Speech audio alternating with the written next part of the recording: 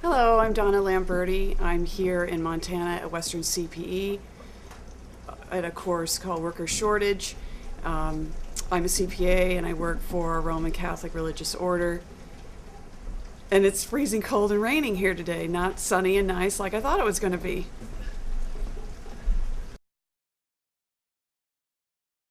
In the course of our conversations and talking about worker shortage, we were talking about hiring individuals with disabilities.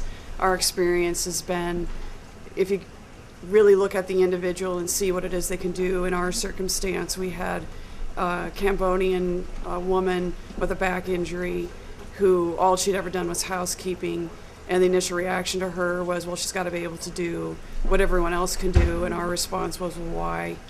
So we were able to accommodate her and find her a fit in our organization as a housekeeper.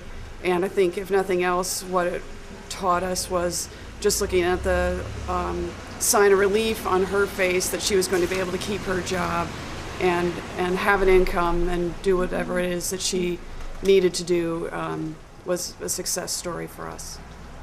Okay, one of the things we learned from the success story is when you're talking to an individual to see what it is that's going to be a fit, what is the match of the individual and the job itself. In our business office, for example, if the person's deaf, can they type? Can they do email? Just what are the things the person can do? And normally what we have found is the strengths the individual surpasses maybe the average individual who doesn't have a disability in the first place. So the key to the whole thing is finding the match.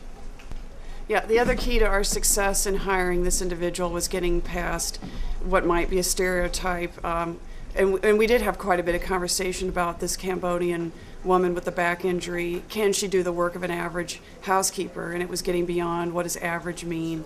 Why does she have to be able to do everything that everyone else can do? The element of fairness came up, special treatment came up. And again, it all goes back to finding that match. What can she do that makes her a valuable employee? It takes the burden off of other employees. Maybe there are things she can do that others can't. So again, it was just looking at getting past what she can't do and looking at what she can do, which is another element of the successful match. From the business point of view and running the organization, if we look at this woman that we have with a disability versus another housekeeper, she has outlasted all of the housekeepers that we've had. This woman's been with us 20 years. She's committed. So I think another element of that success story is there's just no way to foresee the future of the individual or foresee that they might not last as long as someone else. In our case, that wasn't the issue at all. She's a well-regarded individual and works in one of our buildings.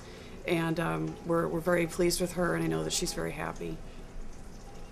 In the context of the places I've worked for a large corporation, and now I'm working for a religious order. And as I look at the process of interviewing and potentially hiring someone with a disability, I think it's a win-win for either organization. In our case, we felt it was part of our mission that we look closely at whether or not we could accommodate her, but I think the dialogue is the same.